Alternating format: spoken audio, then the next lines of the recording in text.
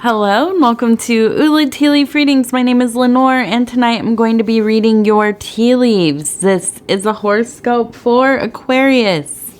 If Aquarius is your solar, lunar, ascendant/rising sign, then this is a message for you. Okay, let's get started.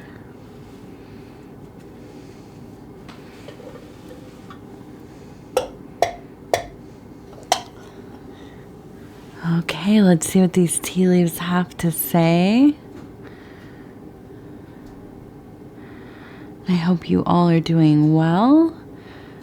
Our card today for this reading is the Queen of Discs. One of my most favorite cards, most favorite archetypes, probably because I am a Virgo. I love that ultra earthy energy. And this is kind of the energy of a feminine, worldly, practical, generous, warm, knowing, loving, brutal, discerning, wise being. Okay, now let's take a look at what we have going on here. Okay, and now this one's interesting to me. I'm seeing both a goddess figure, but also a well with a person sitting, or well, they're kind of kneeling, and it looks like they're up here and they're kind of lowering the bucket down. Okay, and so what does this mean with both of these energies? And with the goddess, it seems like the body with the arms both elevated, this kind of wound around the body, almost like what is it, the Artemis or Diana, with all of the breasts, the memories, shooting out water, right? This very fertile, motherly goddess consciousness, and but also,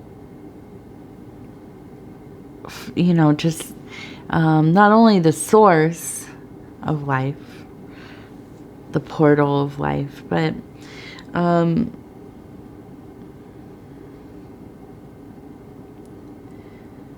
this very fortified posture, this posture of it's very solid. It can take the blows of life, the ebb and flow, the you know, the waxing and waning, the cycles that rule us ultimately. And so we also have the water. We have the kneeling, the practice of gathering water, sustenance, lowering that dipping bucket down into the earth, into this void, and lifting the waters of our earth, the waters that sustain us. And the whole process is a ritual in itself, but something so mundane.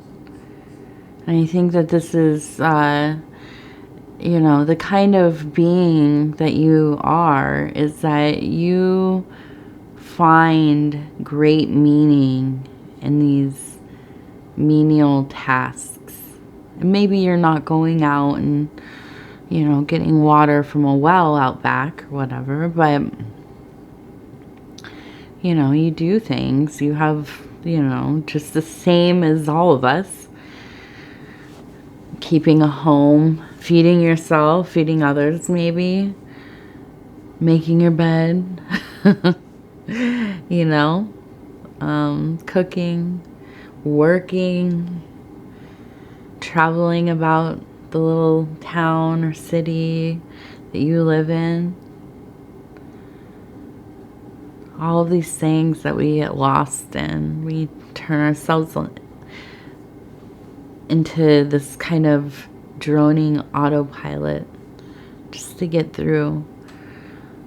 But sometimes, right, we're conscious, present, and every step of the way is as though it were some kind of ceremony, some kind of ritual, something blessed.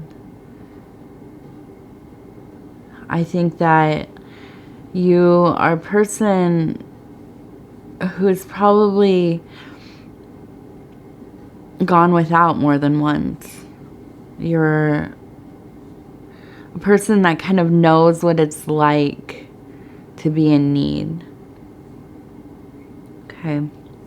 And so, in some ways, when you have done better, and even when you have not, when you have been in need, you have been in a posture mentally of gratitude often. Thankful for being able to wake up in the morning, to go about your business, to do the things that, you know, most of us complain about. And there is freedom in that. There is love in that.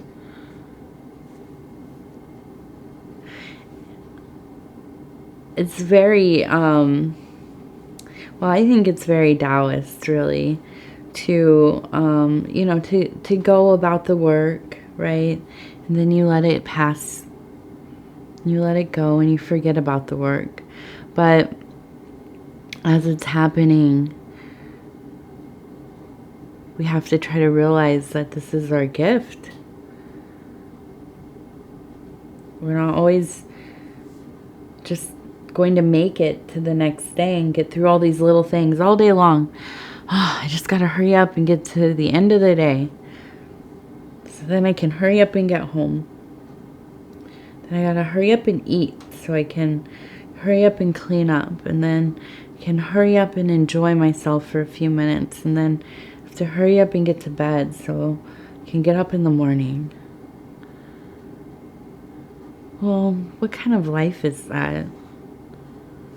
But I think you are a person that knows the secret. And I know this because we have this posture, this open portal, this wisdom, but also this most blessed task, claiming the waters.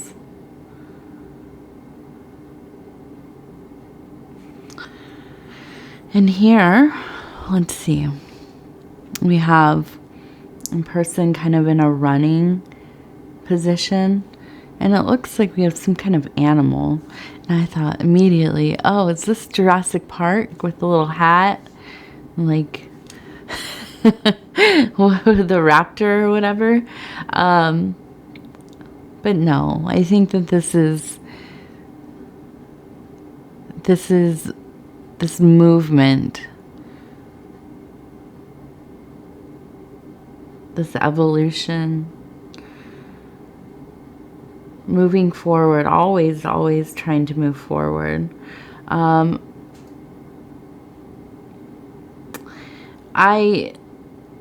I believe that you've spent a lot of time working on those past things. And we talk about this a lot in the readings. And mostly because a lot of us have stuff that has happened throughout our lives. But especially when you're young, when it's really lays its impression down. And I think that, you know, you have really made it a priority for yourself to be out here helping others. And I see the seated person with their arm extended. I see another person with their arm extended.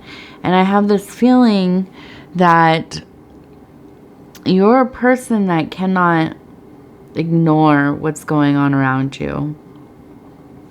No, you have this feeling of needing to push forward, to continue to grow.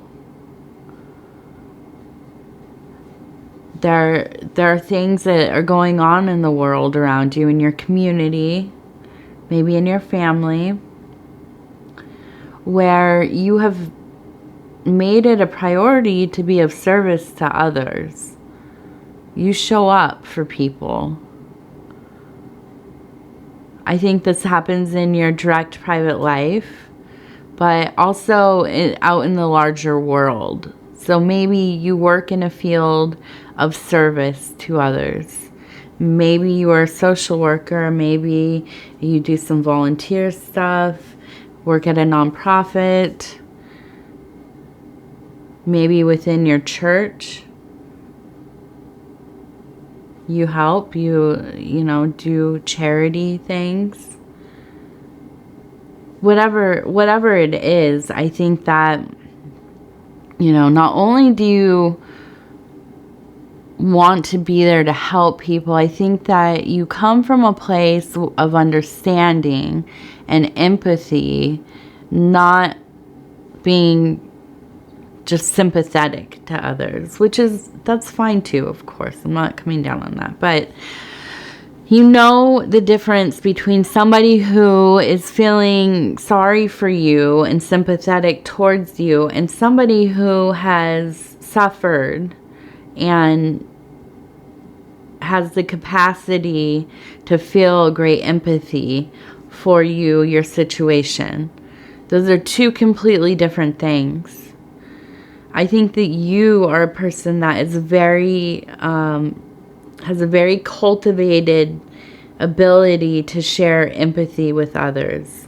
You listen. You look people in the eye. You don't turn your head. You treat them like they're human beings, not their circumstances. And that's something very rare and something very special. That can save people's lives, that kind of connection, if you know it or not. Just to be humanized when you are so disenfranchised, that is something that could change everything for somebody. I also think that you truly have the ability to see the good in others, where others maybe will abandon that person, you know, kind of cast stones at them. And I think that, you know, you really truly have the ability to kind of reasonably, of course, see the good in others where others find it too difficult. And again, that could save somebody, that could change somebody. Not everybody has that ability either to kind of, well, you know, you meet people who have done just things that you can't imagine doing yourself. And though, of course, on some level you judge that behavior, you withhold your emotional reaction enough to try to treat this person like a human being. I know in recovery I've met people who I can't understand the things that they've done. But they share these things in confidence And, you know, we try to receive one another in a way that does not condone any kind of behaviors, but we don't alienate people. We don't come down on them while they're struggling, trying to get their life together. And that's hard. I mean, I'm not gonna lie to you that that's very difficult sometimes. But I think you understand that because you're not a person that shies away from these kinds of situations. Okay, and I really want to point these out before I forget, but we have a 7 and a 7 here. Okay, so 77.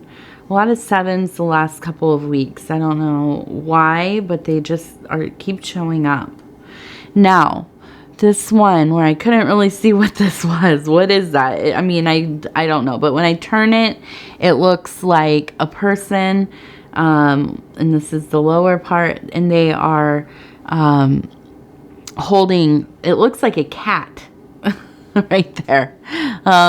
So we have some kind of person. It looks like maybe in a dress or some kind of robe, holding a cat. And you know, if I see somebody holding a cat, especially in these formations, what it says to me is that you are a trustworthy being. Cats will not give you the time of day if they don't trust you. They just won't. So, you know, I think you are a person that the animals know that you have a warmth. You are inviting. You're respectful. You are careful and mindful.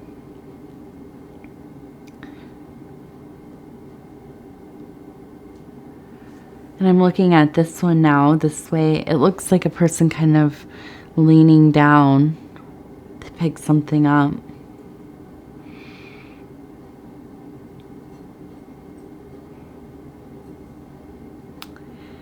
I'm trying to think about this in my head.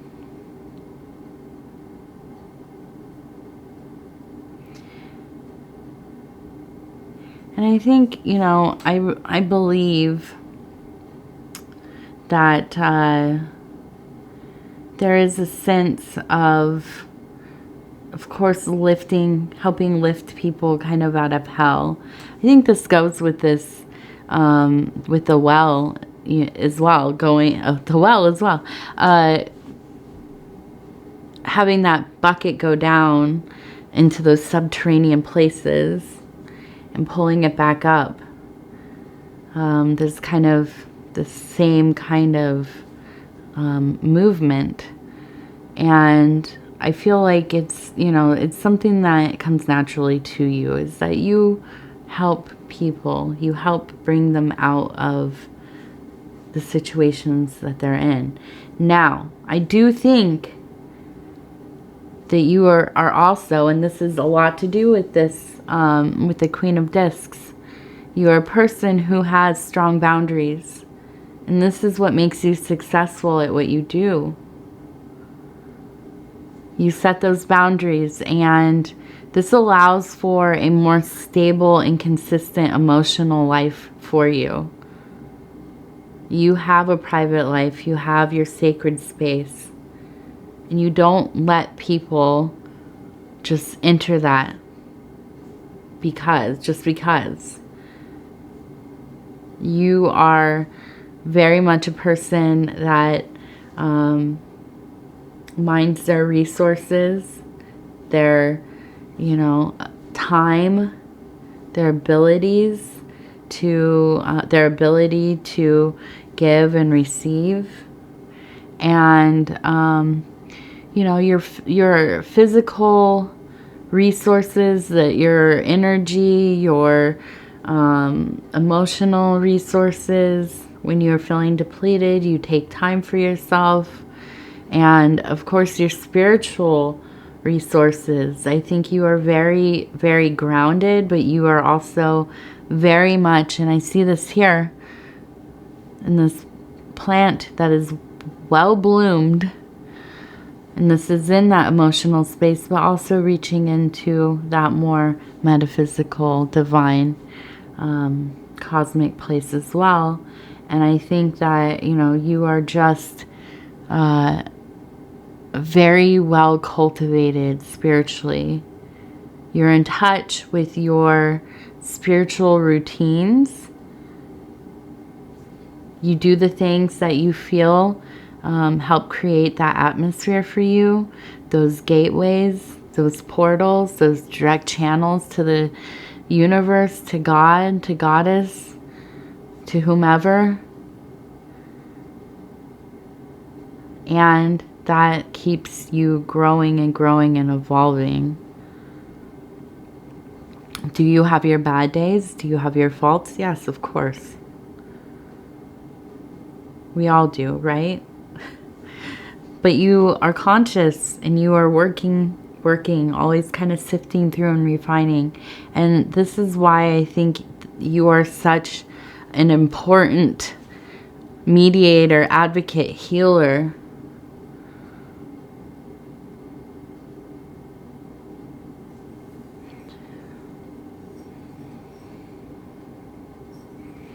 I'm looking at these here.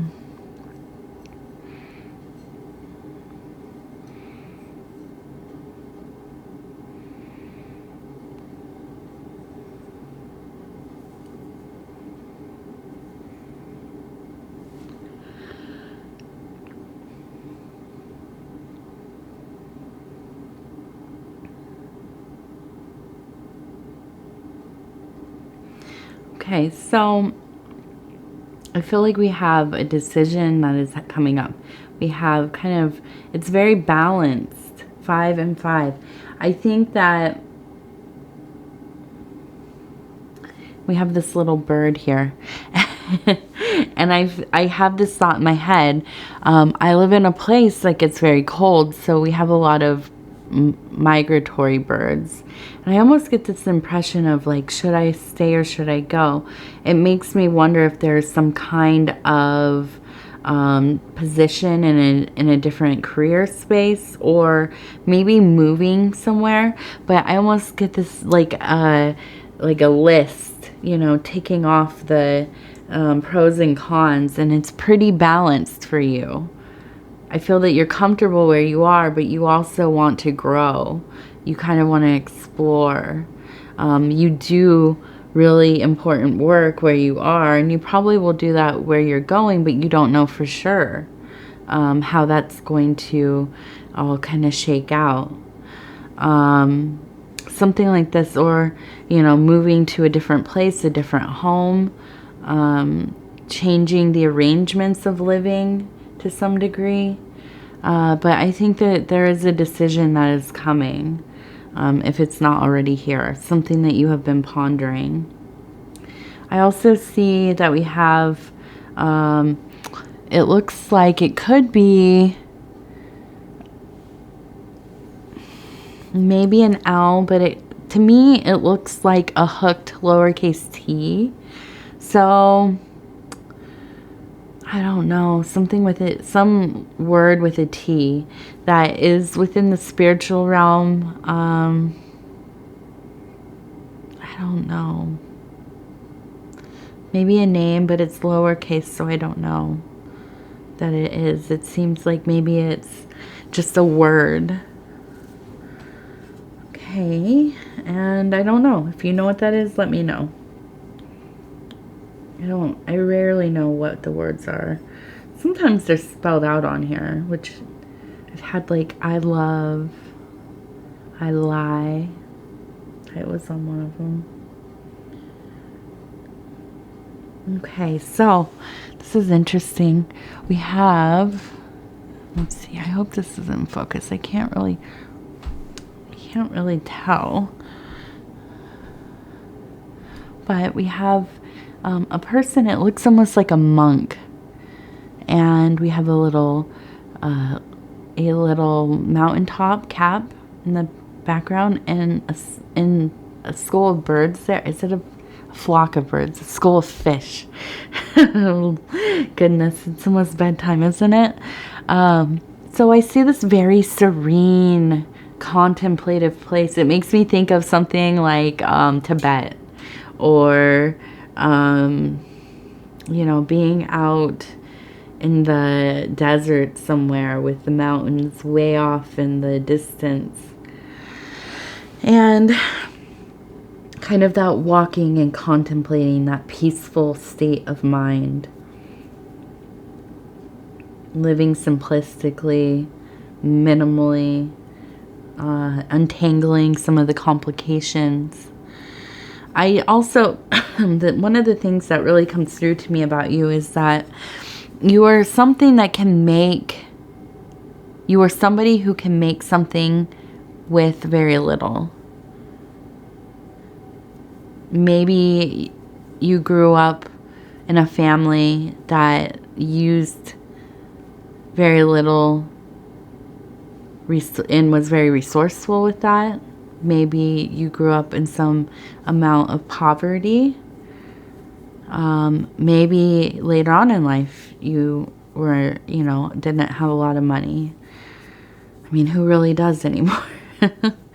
But whatever it was, I think there's been periods of time where you definitely went without some things, but you always made the most of what you did have, and you're resourceful. You're able to get what you need. You figure it out.